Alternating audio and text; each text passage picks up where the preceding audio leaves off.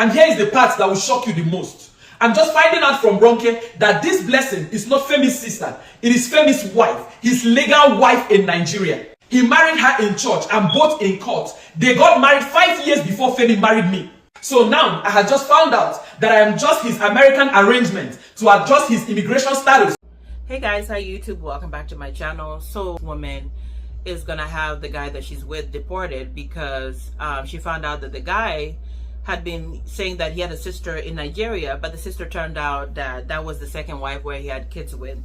So I believe that God protects people, and you have to be at a place where you have to step back, analyze the situation, and ask yourself, are there red flags? Are there things that are not adding up to you?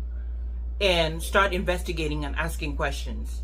The reason I say this is because a couple years ago, I told my story of where I was almost scammed by this one guy I met on an app. At the time, I fell for the pictures that he had posted. He looked like a handsome person and things like that.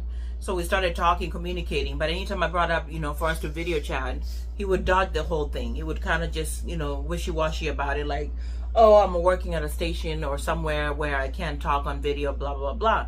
And I was a little bit naive at the time. I was in my late 20s and things like that. So I just left it as that. So we just communicate, and even phone calls we never did. So from that, I kind of learned. And after that, when I got back on, dating apps and stuff like that, I pretty much got so good that I became like an expert on it. And these are some of the things that I pretty much did to help me out so that I would never fall into that thing again. Typically, a lot of people that have been scammed, there's been a pattern of they saw the red flags, but some of them just refuse to acknowledge them and actually deal with them. For example, one lady mentioned how there was a guy that would call her on video, and the guy would be sitting in the same location every single time at the same time. So every day, for example, at 5 p.m., the guy was sitting down in the same part of the stairs to talk to her. And later on, she found out it's because the other wife was there. You have to pay attention to somebody long enough where you start noticing certain things about them. People's lives are not perfect where they can call you every day at the same time at the same place.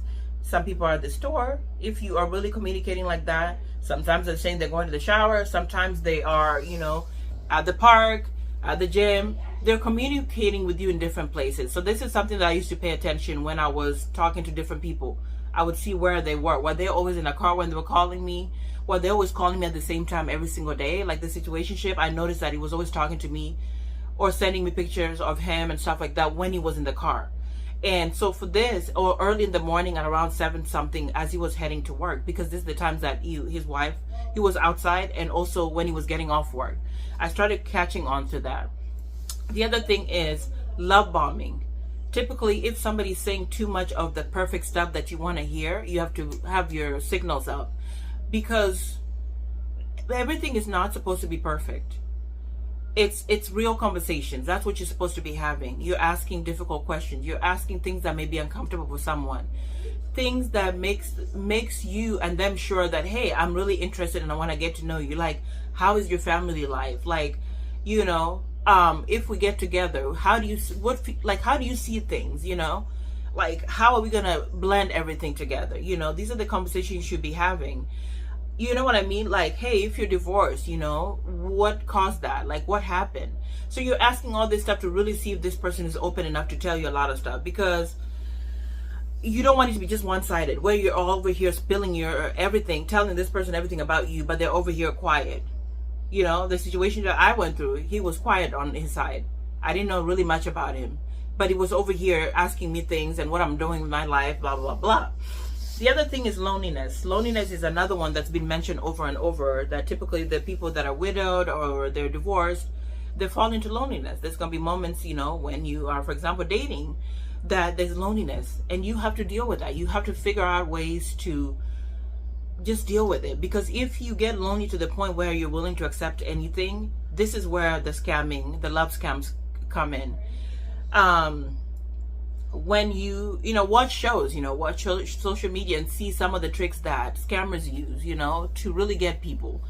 If somebody is just concerned about knowing certain things about you that seem to be like maybe financial or they just want to, certain things that they're asking you that are just like, whoa, like one of the things that annoyed me is like when I was chatting with people online, they would always ask things like, who do you live with? Where do you work? What do you do? Although that seems like where do you work and what do you do is not like bad. There's people that are trying to investigate like, is this somebody that has decent amount of money so that they could be my sugar mama or something and I could go use them to get what I need. The people that I talked to that were long distance, I noticed that when I asked them like, what is your plan? Are you going to come to California at some point if you do decide to date? Some of them would give me answers that I was like, no, you're not sure about that. You're not going to make a plan to come here. And I was like, I'm not going to make the first move to travel to you. Even if you send me a ticket, I don't want to go over there. I want you to figure out a way to come here. No matter how long it takes, you figure it out.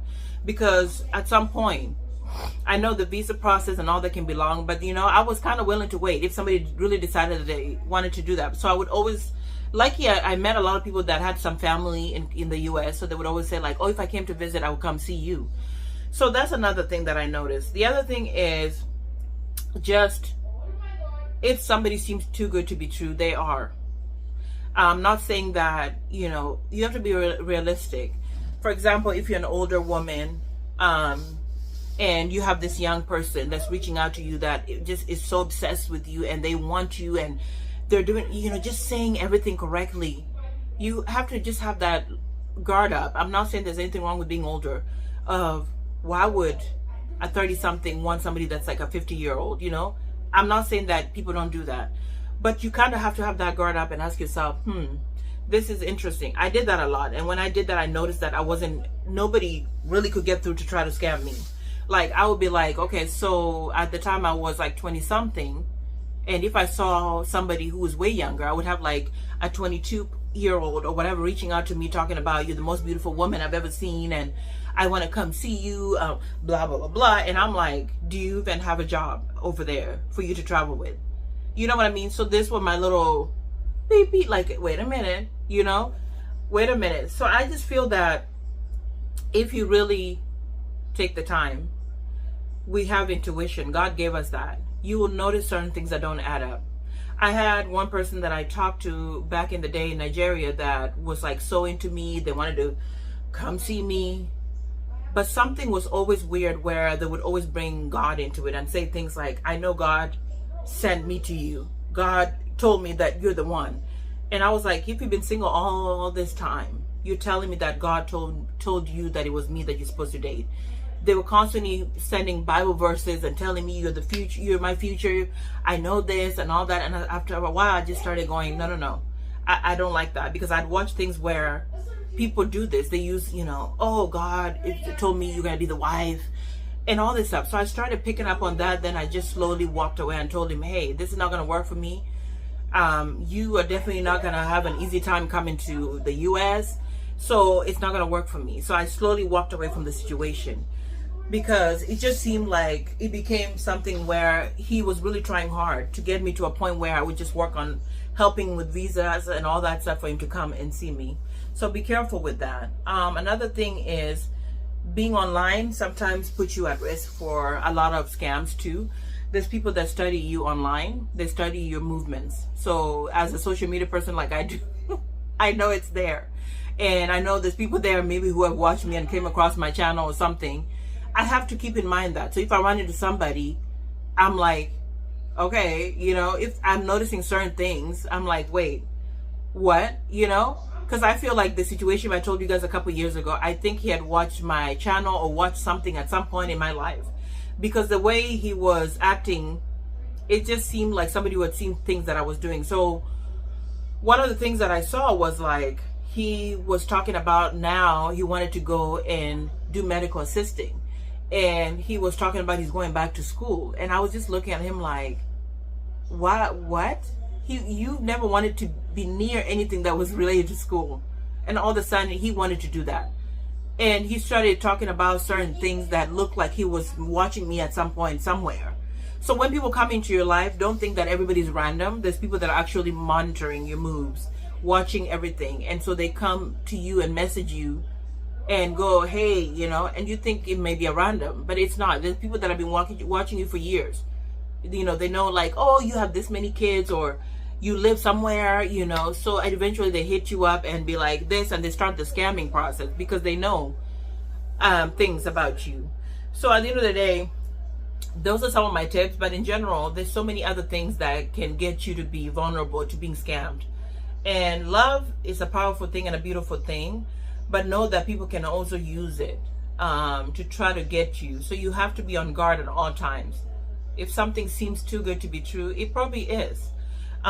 Typically when a lot of the people that are international are hitting people up, it's because a lot of them already have other lives there. Some of them just even want to bring their families to wherever you are, and they pretend that they like you, they love you, because they want to find a way to get their family members to help them out. And sometimes they're all in on the scam. So you have to be super careful when you're thinking that, oh, you're getting to know their parents and their family members, but their family members are also a part of the scam. So in general, it's just a really, really hard time right now for people that are trying to date, whether international or local. It's just a really, really difficult time, and I understand that. It's like you have to be on guard to the point where sometimes you're on guard even though the person really is who they are and all that, but you're literally like, uh-oh, what are they up to? What are they doing? What is what they're telling me what it is? So it's just a really different time right now.